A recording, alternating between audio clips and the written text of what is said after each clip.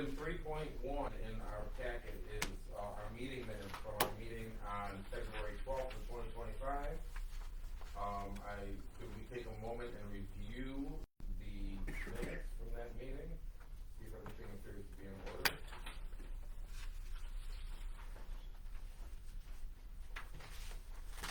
I will make a motion to approve as presented. Can I get a second? I'll second.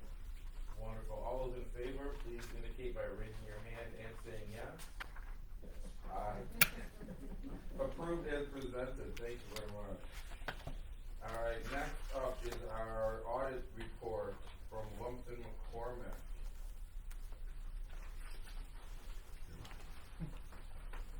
Anything to mention on the audit report that we're going to have? We will have a formal presentation at the board meeting. Actually, the presentation is now. Okay. That's why we had the meeting so early. Okay. If you want them, traditionally we've just been dismissing the auditors after the audit committee meeting, and then just, you can just say at the board meeting that we've. Wonderful. It's up to you though. If you want them to stay, we. No, this is wonderful. You can present it. Speak up. Okay. Yeah. No, just okay. Okay. Perfect. All right. Well, okay. Yeah, it's over here, so back to the camera over there, so I'll block it.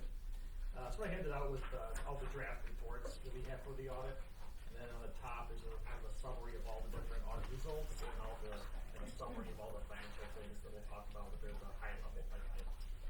So we did audit all the 5 entities for December 31st, 2024. The main thing is that all your audit reports, or the opinions from the auditors, are unmodified opinions, which is the highest level of assurance you'll ever receive. It basically says that the statements are materially correct in accordance with the appropriate accounting standards that each entity must follow, because they can follow different ones. Obviously, there's a government, a nonprofit, there's a for-profit, there's a trust, so all different accounting statements, but each one is unmodified opinions that have no material issues. Also, in your NCIDA statement, you have to issue a report on internal controls and compliance. That's because of government auditing standards. And in that, if any kind of findings for internal controls or compliance, we have any findings in there. There were no findings, so that's also a clean report.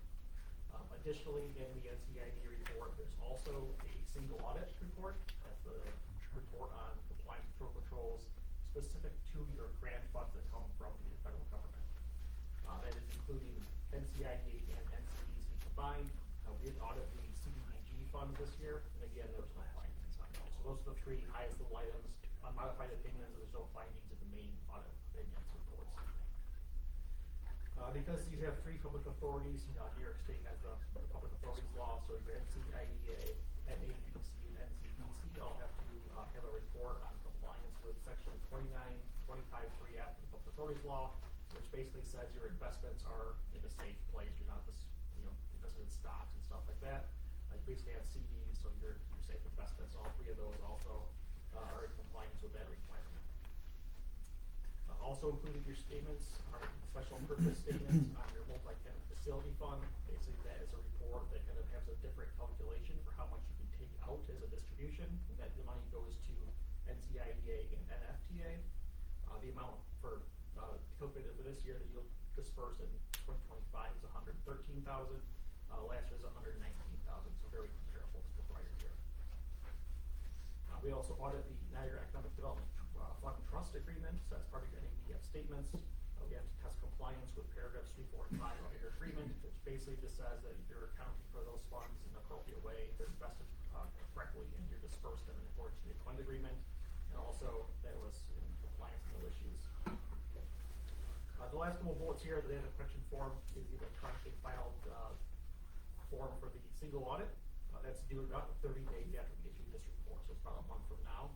That'll be filed and receive submission of this year NCIDA statements, and that there's no findings. The communication letter, I'll talk about it in the next slide. The management letter, it's a letter we give out with any kind of recommendations, any major internal control issues, stuff like that. We had no material weaknesses, so there is no items in that letter either. The NIIA partnership tax return was due 3/15. That was filed and completed on time. Then the final item is the NCDC nonprofit tax information return that was due May 15th. That was filed. It's in process now. So overall, there's no findings or any kind of other reports that you do, because there's about 7 different reports. So also, that's very good news. And on slide 2, the communication, charge, and governance is the report we give to the board. Joel went through anything that is majorly negative, essentially. There was none of those items, so any kind of major difficulties during the audit, any major adjustments, any major disagreements would be in that report. We did not have any of those items. Like usual, and for the reports to the audit, as scheduled, and no adjustments of any materiality to that. One item in this report is also mentioned is just the estimates. So some of your statements have estimates of various accounts that you can't tie out to the cash accounts. The first exact number, those estimates are mainly the pension system for the New York State ERS as a statutory determined pension liability. The allowances for doubtful accounts, that's primarily on your NCDC loans of how much may not come in. And then finally, the capitalization and depreciation of capital assets. This slide 3 is the financial aspect of these. So what we did here is summarize 4 of the statements into this very condensed balance sheet and income statement. NADC is not listed in here because it is combined with NCIDA as a blended component unit. However, there was no activity this year, and it's $500 in the cash, so it really has no impact on these numbers anyways. The first column there on page 3 is the NEDF. You can see assets of $4.8 million, very similar to last year, an increase of $20,000. Predominantly NEDF assets are cash investments of $4.2 million, so very liquid, not really any other kind of assets in there. You have some remaining of that is loan balances. You did provide a loan of $100,000 this year, and NEDF collected $85,000 of loan principal, so the loans overall didn't change too much. No liabilities, so obviously the assets equal your net position, so you have a very healthy $4.8 million of equity in NEDF. On the income statement side there, your revenues did decline slightly. Predominantly your revenues at NEDF are just interest. It comes from bank interest and loan interest. So the decline was just interest on the bank statements, $80,000 last year and $72,000 this year, so that's really what that decline was. On the expense side, they did decline about $145,000.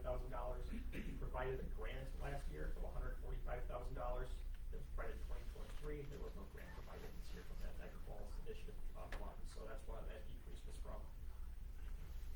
On the NIIA side, that's the limited partnership. Your cash balances there, about $1 million in 2024 versus $731,000 in 2023, so it increased about $225,000.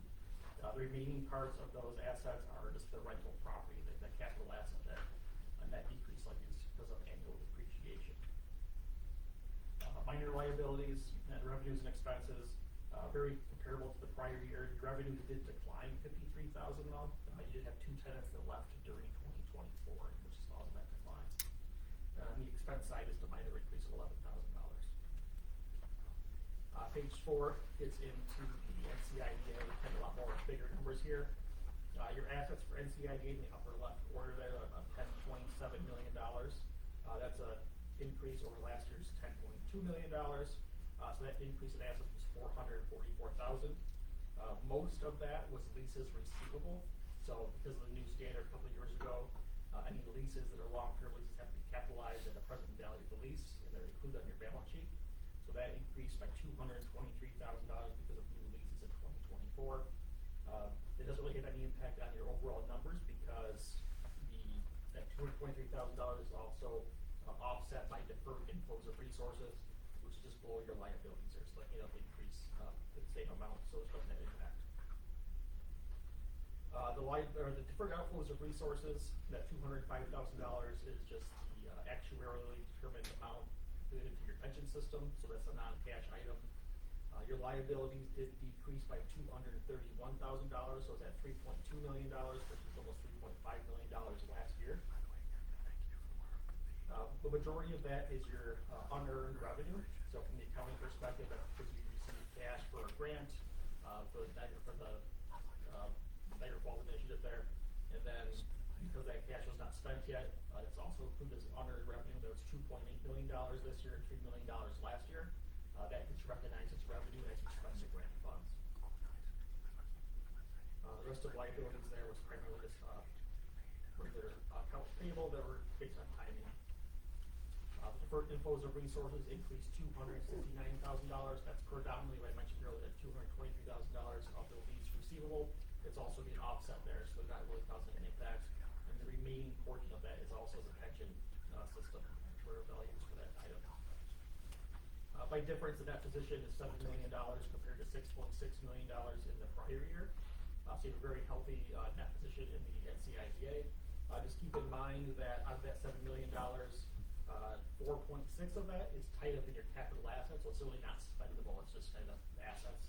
So your net position is unrestricted, right, that's 2.5 is tied up in capital assets. So your unrestricted net position in NCIDA is $4.6 million versus $3.9 million last year. So also a good number, still increasing, so all good news there. On the income statement side of NCIDA, your operating revenue is $1.8 million versus $1.9 million last year, so it did decline slightly. But your primary revenue sources were very consistent. Your administrative fees are up $800,000. Really the only difference there was last year there were 11 projects that covered for $800,000. This year it's basically one project. So same revenues amounts, but just different size of projects. Also included in operating revenues is about $600,000 of rental lease income that's been consistent. So those are the two primary sources there. Then operating expenses declined to the majority of the decrease was $171,000 from a grant. So you provided the grant to a subrecipient. And that also was offset by revenue, which caused the decrease in revenue and expense kind of together there. In the non-operating revenues and expenses, you can see an increase of about $150,000 in that NCIDA area. That's because NCDC transferred money to NCIDA. The microfund of the NCDC transferred money to the NCIDA. So you can see if you go over a little bit on the NCDC line, that's a corresponding decrease of $150,000, and that's what's causing both of those to happen. Then finally, the NCDC column in the middle, your assets are about $3.3 million versus $3.2 million in the prior year. A majority of that is cash of $2.4 million and $2.1 million in the prior year. The rest of the assets is just the lease or loans receivable from the loans you have for those three loan funds. Really no liabilities in NCDC, so your net position there is about $3.3 million. Also a very good number, very strong position for NCDC as well. I mentioned the loans receivable in the assets section. So 2.4 million of the 3.3 is cash. The remaining part is loans. The loans didn't change very much from this year. You only had 4 new loans that were provided for $584,000. We also collected $670,000 of principal, so the loans in total didn't change very much. You only have one loan that has a reserve against it. That's for $49,000. It's 100% reserve. However, a good portion of that was collected during 2024, so it is still 100% reserve, but the reserve decreased from $72,000 down to $50,000 this year, so that's still going in the right direction. The operating revenues of NCDC of $587,000. The primary increase of the prior year was you received a $120,000 grant in the microfund from federal HUD sources. And then in the operating revenues, the operating expenses column, that decreased by $80,000, and that relates to part of that $72,000 of bad debt expense. They mentioned that it was reserved in 2023. They had no additional reserve in 2024, so that expense decreased. I already mentioned non-operating revenues, that's transferred to NCIDA. The final column is just the totals, and then I really already went through the next 2 slides, but just talk through it briefly. That's just your revenues for NCDC and NCIDA combined. Shows the last 4 years. And you see from the graphs, they're all fairly comparable. The only exception being that big green line in 2022, which is a CDBG grant that was received. And you'll see that same large expenditure on the next slide for the expenditure of the CDBG grant. That's a large item there. But otherwise, they're all fairly comparable. Your salaries and benefits did decline a little bit because of retirements. But everything else is fairly consistent with the exception of grant expense. You see about $200,000 of grants that were not provided in 2024 that were provided in 2023. And then there's the $72,000 I mentioned of the allowance for the receivables in NCDC. So overall, it's no other findings, no bad adjustments, all strong results, profitable, and strong net position and all. So overall, it's a positive link out here.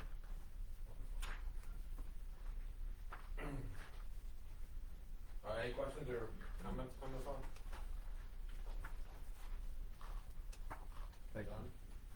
Thank you very much. Great, thanks. And we would, if you don't mind, could you stay for, Sure. for the, formal board meeting? With that, I believe that we need to make a motion to send this up to the board meeting for formal approval? Yes. Okay, alright, so I will move to submit our draft audit along with findings and supplemental information to the board for final approval and acceptance. Can I get a second? Alright, wonderful. All those in favor, please say yes and raise your hand. Yes. Any opposed? Hearing none. Next up is our standard, our monthly agent, agency payables. You'll see from the period from February 1st through February 28th of 2025. They all appear to be in order and very typical. I will move to accept, to present to the board. Can I get a second? I'll second. Alright, all those in favor, please, raise your hand and say yes. Yes. Any opposed? Hearing none, wonderful. Next is our month-to-date,